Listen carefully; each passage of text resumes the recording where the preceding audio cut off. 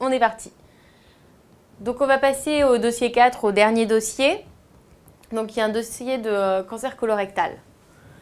Donc on a monsieur R qui vient nous consulter, donc c'est un patient de 57 ans pour une dyspnée d'effort depuis 2 mois avec asthénie. Donc ça fait assez syndrome anémique. Donc depuis cette date, il a remarqué qu'il avait du sang rouge dans ses selles de façon intermittente. Cela ne l'a pas inquiété car il dit avoir un transit capricieux avec une tendance à la constipation et met donc ses rectorragies sur le compte de ses hémorroïdes, ce qui n'est pas bien du tout. Dans ses antécédents, ce patient a fait un épisode d'ACFA, donc il est actuellement au rythme sinusal sous cordérone, donc il a un traitement antiarythmique et il est sous AVK. Alors, dans sa famille, son père est décédé d'un cancer colique à l'âge de 69 ans. Donc c'est un patient qui vient pour un syndrome anémique avec dyspnée et asthénie et qui a un saignement extériorisé, donc des rectorragies. Donc attention, c'est un patient qui est sous anticoagulant, donc il faudra peut-être à un moment faire attention à ça. Il vous demande de réaliser un test de dépistage du cancer du côlon par Hémoculte 2, car il ne l'a pas encore fait. Donc, question 1. Quel est son niveau de risque de cancer colorectal et réalisez-vous ce test? Donc ce patient, il a un risque de cancer du colorectal qui est moyen, donc qui est idem à celui de la population générale. Parce que, en effet, un antécédent de cancer au premier degré, quand c'est supérieur à 65 ans, ça n'en fait pas un risque élevé. Donc, chez ce patient, on ne va pas réaliser ce test, car le test hémoculte qui doit être réalisé, c'est un patient qui est asymptomatique. Et donc là, notre patient, il est symptomatique parce qu'il a des rectorragies. Donc, de toute façon, le test, il sert à dépister la présence de sang dans les selles, donc il sera forcément positif en plus. Donc là, je vous ai remis les niveaux de risque pour le cancer colorectal. Donc le risque moyen, c'est la population générale de tous les patients de plus de 50 ans. Le risque élevé, c'est quand on a un antécédent personnel de polype de plus de 1 cm, un antécédent personnel de cancer colorectal, un antécédent familial de cancer colorectal. Donc par antécédent familial, on entend un antécédent au premier degré avant 65 ans ou 2 apparentés atteints de cancer colorectal. Donc lui, il avait juste son père, après qui avait eu un cancer à 69 ans, donc qui ne rentrait pas dans ce cas-là. Dans le risque élevé, il y a les patients qui ont des MICI aussi. Et les risques très élevés, c'est les cancers génétiques, donc c'est la polypose adénomateuse familiale ou le HNPCC. Donc qu'est-ce qu'on va rechercher à l'examen clinique chez ce patient? Donc déjà, c'est un patient qui a un syndrome anémique, donc on va rechercher donc, les autres signes du syndrome anémique, donc la douleur thoracique, la dyspnée d'effort, la pâleur aussi. Ensuite, devant tout saignement, on va rechercher des signes de mauvaise tolérance, donc des signes de choc avec la tachycardie, l'hypotension, les marbrures. Et l'anémie, c'est un facteur de risque de récidive d'ACFA, donc on va rechercher des palpitations et faire un ECG. Ensuite, on va faire l'examen de la marge anale chez ce patient. Donc, on va rechercher, comme il dit qu'il a des hémorroïdes, on va les rechercher, donc des hémorroïdes internes ou externes. On va faire bien sûr un TR à la recherche d'une masse donc bourgeonnante qui nous évoquerait un cancer. Et on va rechercher du sang sur le doigtier, donc pour confirmer les rectorragies. On peut rechercher aussi un méléna avec des selles noires sur le doigtier. Ensuite, on va chercher des arguments en faveur donc, du cancer colorectal qu'on suspecte fortement chez ce patient. Donc, des signes généraux avec une altération de l'état général, quantifier le score OMS, on l'a dit dans tous les dossiers, on le redit encore. Rechercher des adénopathies, donc pour le cancer colorectal, les seules adénopathies qu'on peut palper, c'est principalement le troisier. À la palpation abdominale, on va rechercher une masse.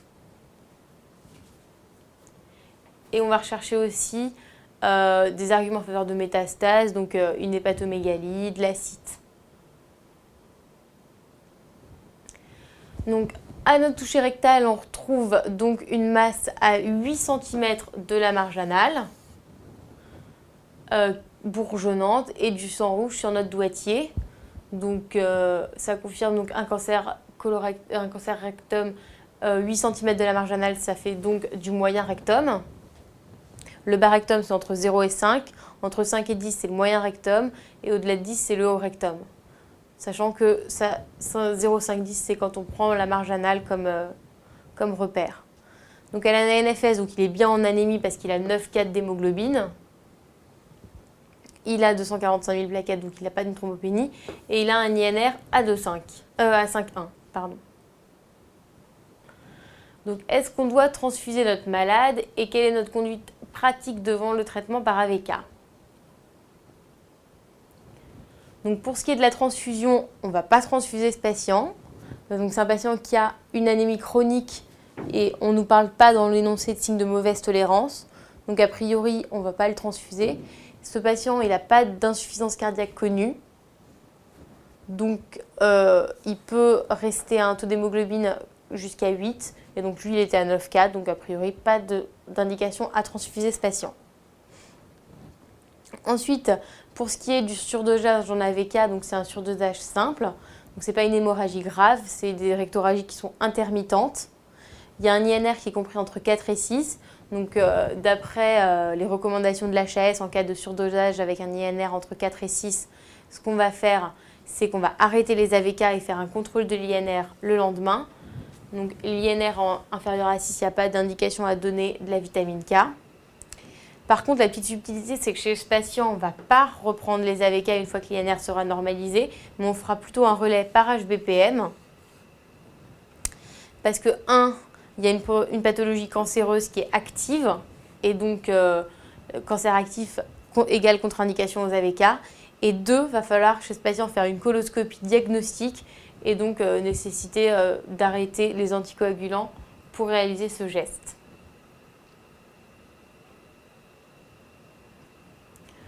Donc, on réalise la coloscopie qui permet donc de retrouver un adénocarcinome libercunien avec atteinte de la sous-séreuse. Donc, comment est-ce qu'on va compléter notre bilan? Et on va justifier chaque examen. Donc là, on a donc un adénocarcinome du moyen rectum et comme il atteint la sous-séreuse, c'est donc un T3.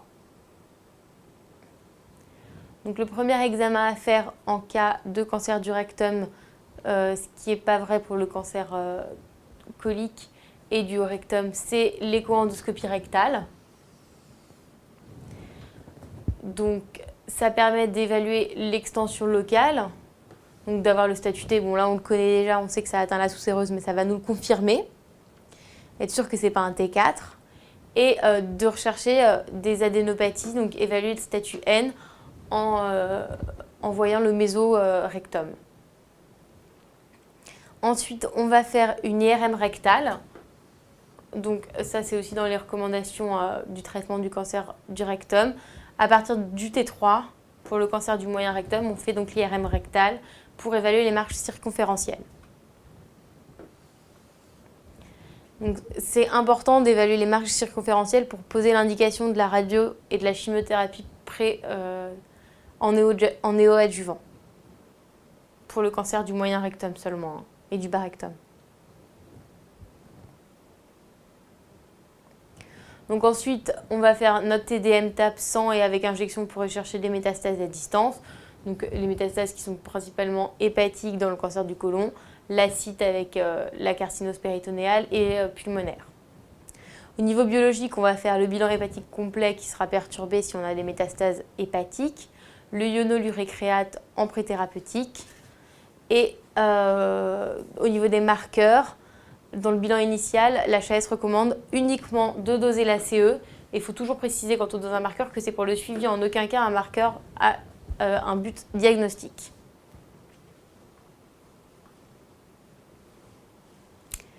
Donc, question 5, en RCP, on décide donc d'une radiothérapie première. On vous demande donc de justifier le choix de la radiothérapie et d'expliquer aux patients les effets secondaires possibles donc de la radiothérapie rectale. Donc, on a un cancer du moyen rectum qui est T3 parce qu'il y a une atteinte de la sous-séreuse et donc c'est la raison de l'indication d'une radiothérapie première pour le cancer du rectum. Ce qu'il faut savoir, c'est que le cancer du côlon et du rectum, c'est pareil. Il n'y a pas d'indication à un traitement néoadjuvant. à partir du cancer qui atteint le moyen ou le bas rectum, quand on est supérieur ou égal à T3, il y a une indication à réaliser une radiothérapie néoadj. Donc les effets secondaires possibles de la radiothérapie rectale, donc il y a toujours les effets secondaires aigus et les effets secondaires chroniques. Au niveau aigu, c'est donc les atteintes cutanées avec la radiodermite, l'épidermite, donc les brûlures cutanées. Ensuite, on peut avoir la diarrhée aiguë, les douleurs abdos et des syndromes urinaires avec la polyacurie, les brûlures myxonnées. Au niveau chronique, c'est la rectite radique principalement avec le syndrome rectal, les faux besoins, les épreintes, les ténesmes, la diarrhée chronique. Ensuite, si jamais on fait une irradiation un peu haute, il peut y avoir une grélite radique. Et la grélite radique, donc c'est syndrome de malabsorption, diarrhée chronique. Et ensuite les signes cutanés avec l'atrophie cutanée. Il y a aussi la cystite radique, mais qui se rapporte aux signes urinaires aigus. Donc question 6, quelle va être la suite du traitement donc après la radiothérapie néoadjuvante? Donc ce patient qui a un cancer T3, a priori sans métastase, on va lui faire un traitement chirurgical. Donc il ne faudra pas oublier d'arrêter les anticoagulants, hein, donc les HBPM qu'on a mis en relais des AVK. Donc le traitement chirurgical, il se fait par laparotomie. Donc toujours, il faut bien détailler le traitement chirurgical du cancer du côlon ou du rectum. Donc il y a un premier temps qui est exploratoire, avec une exploration de toute la cavité péritonéale à la recherche de carcinose ou de micrométastases hépatiques, ça arrive, qui ne sont pas vues au scanner. Ce qui est hyper important à ne pas oublier, c'est la cytologie péritonéale. Donc première, on fait un prélèvement du liquide péritonéal. S'il n'y en a pas, on injecte du sérum FIC, on prélève. Donc ça, c'est pareil, c'est à la recherche de la carcinose péritonéale. Ensuite, dans notre temps explorateur, on va localiser la tumeur. On va évaluer sa taille. Deuxième temps, donc c'est la chirurgie en elle-même, donc qui commence toujours par la ligature première des vaisseaux pour éviter de manipuler la tumeur et de faire des emboles vasculaires. On va faire une rectosigmoïdectomie avec des marges saines de 5 cm. Donc là, c'est un cancer du moyen rectum. Donc a priori, on peut conserver le sphincter anal. Et dans ces cas-là, on accepte même des marges de 2 cm au niveau du pôle inférieur de la tumeur pour justement permettre de conserver le sphincter anal. Pour ce qui est des cancers digestifs, le curage, c'est l'exérèse du méso. Donc soit l'exérèse du mésocôlon, soit l'exérèse du mésorectum. Et bien sûr, on n'oubliera pas d'envoyer toutes nos pièces en anapathe pour analyse cytologique. Et enfin, on fait l'anastomose colorectale en un temps. Donc ensuite, la suite du traitement, ça va être la chimiothérapie. Donc la chimiothérapie du cancer du côlon, c'est le Folfox. Donc le Folfox, c'est 5-FU, oxaliplatine et folate. Donc qui sera fait si le patient il est N+, ou s'il a des facteurs de mauvais pronostic. Et ensuite, se discutent les thérapies ciblées, donc c'est l'Avastin, mais ça c'est uniquement si le patient est M+. Donc, ensuite, il ne faudra pas oublier, comme on l'a dit tout à l'heure, d'arrêter les AVK et de les contre-indiquer tant qu'il y a un cancer actif. Et donc on fera donc un relais par héparine au long cours. Pas oublier les mesures associées comme dans tous les cancers, donc le 100%, la LD30, le soutien psy.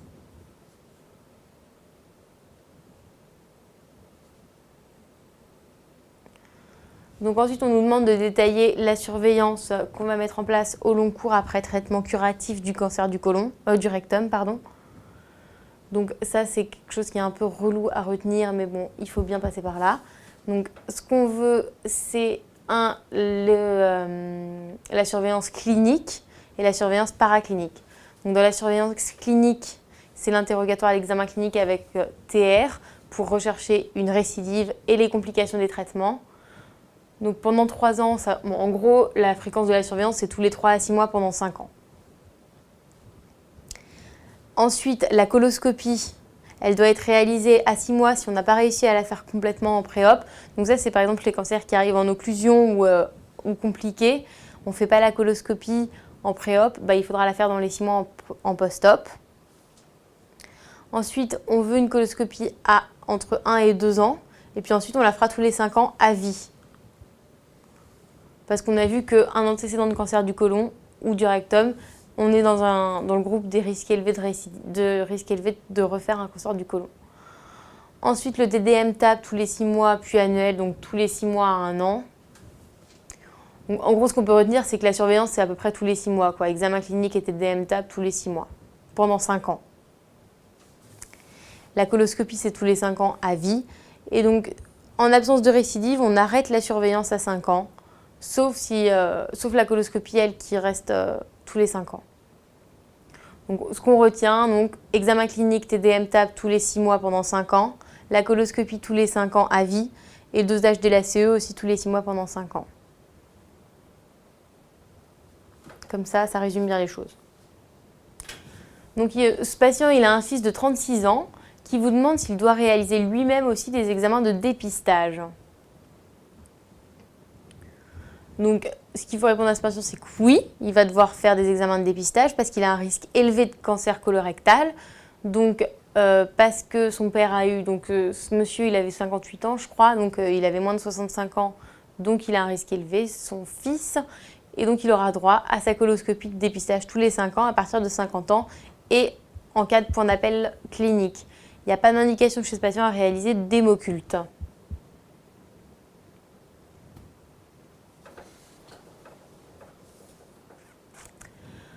Donc, bien sûr, il n'a pas respecté votre surveillance et il revient 3 ans plus tard. Il a le ventre qui a gonflé, il dit avoir pris 5 kilos alors qu'il ne mange plus. Donc, il vomit depuis 24 heures et n'a plus de transit depuis 5 jours. Donc là, ce patient, il a le ventre gonflé, il a pris 5 kilos, donc il a de l'acide. Ça va bien avec l'amatité déclive des flancs. Ensuite, il vomit et il n'a plus de transit, donc ça fait assez syndrome occlusif. Donc qu'est-ce qu'on suspecte et comment est-ce qu'on va obtenir le diagnostic? Donc là, ce patient qui a un cancer du rectum, clairement, il faut suspecter la carcinose péritonéale devant l'acide. Et en plus, il vomit, il n'a plus de transit, donc il y a un syndrome subocclusif. Donc ce qui est assez fréquent quand on a une carcinose péritonéale. Les patients, ils se mettent très rapidement en subocclusion sur des carcinoses péritonéales. Donc pour faire le diagnostic de la carcinose péritonéale, c'est la ponction d'acide. Donc c'est assez facile de réaliser ça, avec une analyse bien sûr biochimique, cytologique et envoie un anapathe. C'est au niveau biochimique une acide qui est riche en protides, donc avec plus de 30 grammes de protides par litre. Et en analyse anapathe, on a des cellules cancéreuses dans le liquide. On pouvait aussi, pour le diagnostic de syndrome subocclusif, faire l'ASP pour rechercher les niveaux hydroaériques, mais ce n'était pas coté. Donc c'est assez fréquent, ça, de se mettre en occlusion sur des syndromes de carcinose péritonéale. Donc on reprend une chimiothérapie par 5FU, la chimiothérapie du cancer du côlon et du rectum, et il revient 2 semaines après le début du traitement pour des douleurs buccales intenses. Il est aphagique à cause de ces douleurs buccales. Donc qu'est-ce qu'on suspecte et quelles sont les grandes lignes de la prise en charge thérapeutique? Donc, des douleurs buccales, c'est la mucite. Donc la chimio par 5FU, c'est très pourvoyeur de mucite. Donc voilà, notre patient, il a donc une mucite buccale chimio-induite. Donc il n'arrive plus à manger, il est aphagique. Donc on va débuter une nutrition qui sera parentérale. On arrête les apports oraux. On va faire des bains de bouche à visée antalgique, donc avec des anesthésiques locaux et antifongiques. Donc c'est les bains de bouche au bicarbonate et à la fungizone. Il faut mettre en place un traitement par antifongique IV, donc le triflucan. On discute de mettre en place un traitement par Zovirax à visée antivirale. Ça, c'était pas à côté. Par contre, ce qu'il ne faut pas oublier de mettre en place, c'est un traitement antalgique. Donc le patient, il a très mal, les mucites, ça fait hyper mal. Et donc on met de la morphine IV. Petite subtilité, il ne faut pas oublier de décaler la chimiothérapie jusqu'à des guérisons de la mucite parce que ça ne va pas l'améliorer si jamais on continue le 5FU en cours de traitement de la mucite. Et donc, pas oublier la surveillance. Donc la mucite, cliniquement, ça donne une aphthose et c'est très souvent surinfecté par candida. Donc c'est pour ça qu'il faut systématiquement mettre un traitement antifongique quand on a une mucite. Donc en conclusion, je vous ai remis le TNM du poumon, du côlon et du rectum. Et je vous ai redétaillé, donc là on a vu le traitement du cancer du rectum. Donc pour ce qui est le traitement du cancer du côlon, c'est toujours la chirurgie première quand on est en stade M0. Il faut la discuter en stade M1. Les patients qui sont N-, ils n'auront pas de chimio. Les N+, ils auront de la chimio par Folfox. Et en cas de métastase, on fait la chimio systématique par Folfox. Puis là, je vous ai remis les grandes lignes du traitement chirurgical. Donc on a vu tout à l'heure avec le temps explorateur, le traitement chirurgical avec l'exérèse du méso. Et bien sûr, toujours penser quand on fait une chirurgie d'envoyer en anapathe. Voilà pour ce qui est du cancer colorectal.